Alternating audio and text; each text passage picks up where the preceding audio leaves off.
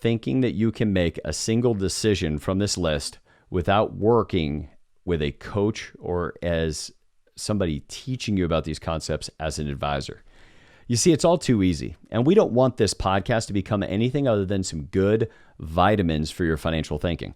Some that's not driven by the big mutual fund complex. That's why we don't have any of them as advertisers, although they would love to be. Why we do this podcast is for all of you.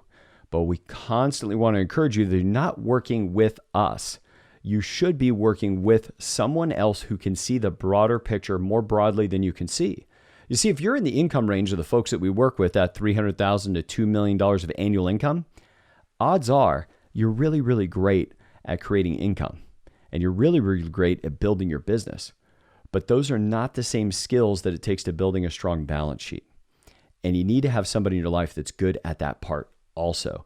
To pause long enough with you and your spouse outside the morass of all the daily commitments that everybody has, to pause long enough to look at that future, to look at what's important to your family for the decades to come, and to shorten the feedback loop of the decisions we're making today so we can see what that decision you're making today is going to do in 10 years, 15 years, 20 years, compare it and improve it.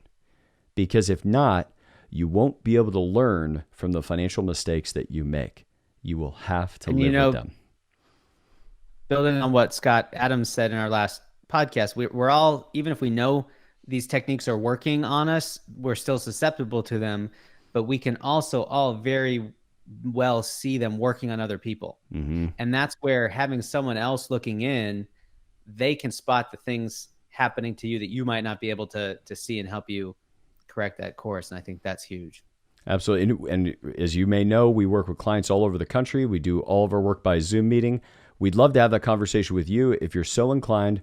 But if not, tell your advisor to start listening to this podcast. We're now getting introductions from other advisors from across the country simply because a client is in a location. It doesn't make it easy for the client to be able to work with that advisor. And we're finding more and more advisors are listening to our podcast every day. So don't hesitate to say, hey, I want to explore this on my balance sheet. Could you listen to this episode?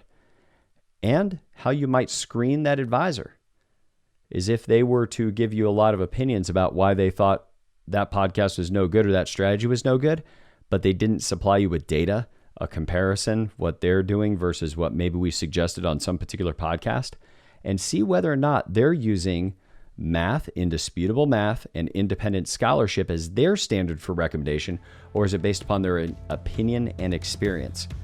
We don't want you taking our opinion. We'd encourage you not to take anybody else's, but make sure that you're learning in a way that gives you the greatest likelihood of being responsible for your future. Thanks for tuning into our channel. I hope you got value from that. If you'd like, reach out to us, info@sfgwa.com, and schedule a free philosophy conversation with me or one of my team. We'd love to see where this philosophy might best help you. Don't forget to subscribe and ring that bell.